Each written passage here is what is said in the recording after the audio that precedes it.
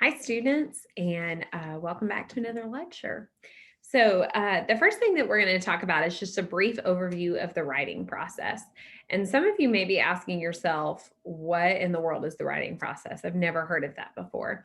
That's really what we're going to be unpacking all semester, but I think it's important that you have a brief understanding of what it looks like holistically before we dive into and start breaking down the smaller parts of what the writing process really means.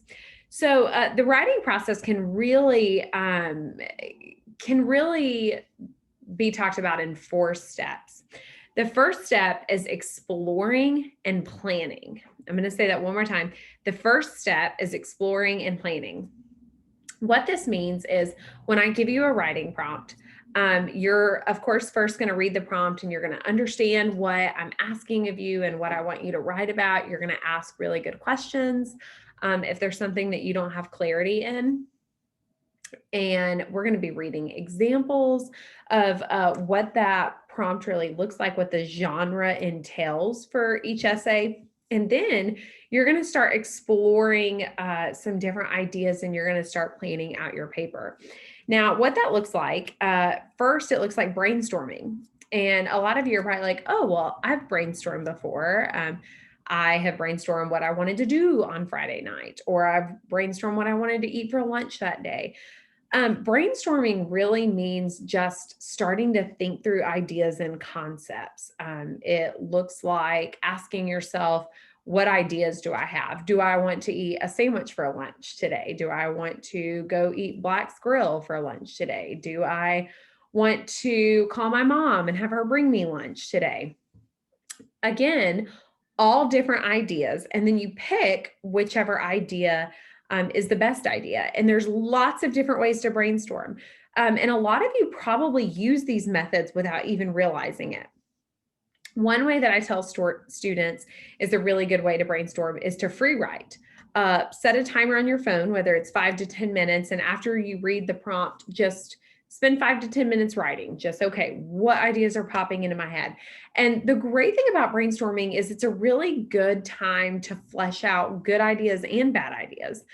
There's not a set way to brainstorm correctly or incorrectly. You just get it down on paper.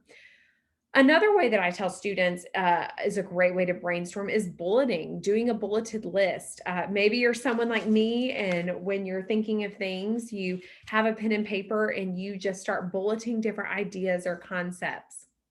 Another way is drawing a picture. If you're an artistic person and I'm asking you to write a story or to write a paper, maybe you start drawing things and, okay, I want to talk about this and I want to include these details and I want to really emphasize what this person said or what this meant.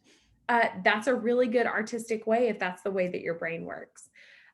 Mapping is a really good way. For some people, taking a pen and paper and putting a major concept in the middle of a map, and then just starting here and then just having other small ideas. Maybe these are your topics that you start discovering as you think about this major concept. Again, there are so many different ways to brainstorm. I've had students tell me before that they thought about their paper during the day and they started making bulleted lists on their phone. That's great. There are times I'm going to ask you for structured brainstorming. I'm going to specifically say, hey, I want you to practice free writing and I want you to use 5 to 10 minutes to come up with topics for this paper. Or maybe I'll say, I want you to do a map and I want you to give me a bubbled map that shows me the different topics you're considering exploring. But when you're brainstorming, really, there's not a wrong way to do it. It's simply a really strategic, spaced out time in your day that you have committed to thinking about different ideas. Then when you start the planning portion of that, you're going to take a look at all of those ideas and go, okay, what is my best option? Could I make lunch right now? Yes, I could go cook myself some lunch right now. Or is it a better option for me to call Blacks to drive up there to pick up my lunch and bring it back home? Or am I so busy that the best case scenario is to call my mom and have her bring me lunch. You can weigh all the different options out, and then you have things to choose from to make the best choice for yourself. And then after you've done that, that's when we start thinking about a thesis statement. And we're really going to talk about what a thesis statement is more next week. And we're going to unpack that really big word that is going to hold such an important meaning for the rest of the semester. But essentially, the thesis statement is your main point of the paper. What message are you trying to convey to your audience? What are you trying to get across to them? It's going to be in your introduction. And again, we're going to break down what all of those words mean.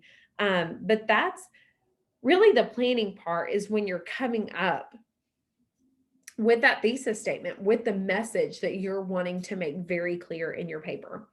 And then you enter into this process called outlining. And we're going to do a lot of outlining together this semester. And I'm going to show you different ways to organize your thoughts in an outline.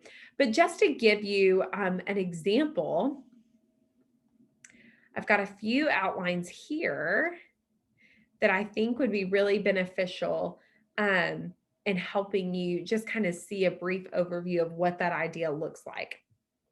So here's a couple sample outlines. The thesis for this particular paper was Frederick Douglass played a crucial role in securing the abolition of slavery, inequality, and African American rights through his actions, ideas, efforts as a lecturer, author, publisher, and a politician. So the way that this student organized the essay is, and really the outline in this case, is they've got their introduction, the thesis, the roles and arguments, and then clearly you see this Roman numeral right here, paragraph 2, after their introduction, Douglass as a lecturer. And then it gives some details of what that looks like, some support for that topic. Douglass is an author publisher, and then it gives support for that idea. Douglass as a politician, and then once more, we give support for that idea. So really the job of an outline is to start going a step further from that brainstorming process and go, okay, how do I take that major idea? How do I break it up into topics? And how do I begin organizing those topics to support that thesis statement, that line right here that's going to be placed in your introduction that everything hangs on in that paper?